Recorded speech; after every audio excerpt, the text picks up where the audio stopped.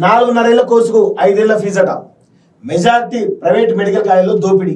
చూడండి, private medical కాలేజీలో దోపిడీ అట. జనరల్గా ఎంబీబీఎస్ కోర్సు 4.5 సంవత్సరాలు ఉంటుంది. వీళ్ళు 5 ఏళ్ళకి సంబంధించినటువంటి ఫీజు వసూలు చేస్తా ఉన్నారు. సో పేరెంట్స్ పై దాదాపు 209 కోట్ల అదనపు భారం. కాలేజీ వర్సిటీ ఆదేశాలు బేఖాతరు, విద్యార్థులకు బెదిరింపులట. చూడండి ఎంత దారుణంగా ఉందో.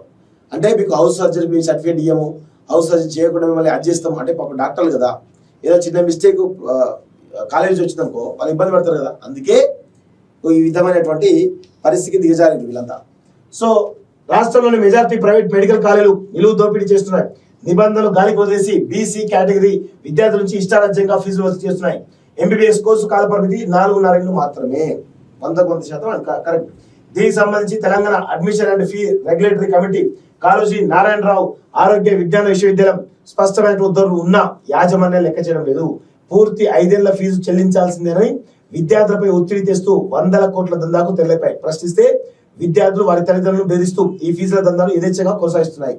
సో ఏటా 209 కోట్ల అదనపు భారం. రాష్ట్ర వ్యాప్తంగా ప్రైవేట్ మెడికల్ కాలేజీలో బి కేటగిరీలో 2963 సీట్లు, సి కేటగిరీలో 872 సీట్లు ఉన్నాయి. నిబంధనల ప్రకారం కోర్సు చివరి ఏడాది 6 నెలలకు మాత్రమే ఫీజు చెల్లించాలి. కానీ కాలేజీలు పూర్తి ఏడాది ఫీజు వసూలు చేస్తున్నాయి. బి కేటగిరీలో ఒక్కో విద్యార్థిపై 6 లక్షల నుంచి 6.5 లక్షల వరకు అదనపు భారం పడుతున్నది.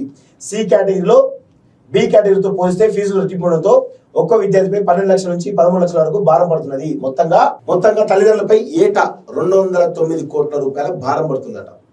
సో 4.5 ఏళ్ల ఫీజు ఉన్నప్పుడు 4 సంవత్సరాల ఫీజు పూర్తి వసూలు చేయాలి. లేదంటే ఇప్పుడు అర ఉంది అంటే 6 నెలలు ఉంది, 6 నెలలకు సంబంధించి ఆ ఫీజు వసూలు చేయాలి. కానీ వీళ్ళు 5 ఏళ్ల ఫీజు వసూలు చేస్తున్నారు. అంటే 5 ఏళ్ళు ఉంటే 5 ఏళ్ళు పెట్టండి మరి కోర్సు. 4.5 ఏళ్ళు ఎందుకు పెట్టాలి?